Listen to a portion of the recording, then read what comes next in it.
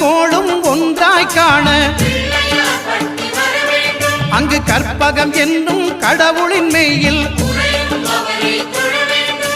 சூரியன் முதலாய் 9 கிரகமும் பலவித குணங்களை கொண்டிருக்கும் எங்கள் கற்பக தருவில் அவை வரும்போது ஒன்றாய் சேர்ந்து பலனளிக்கும்.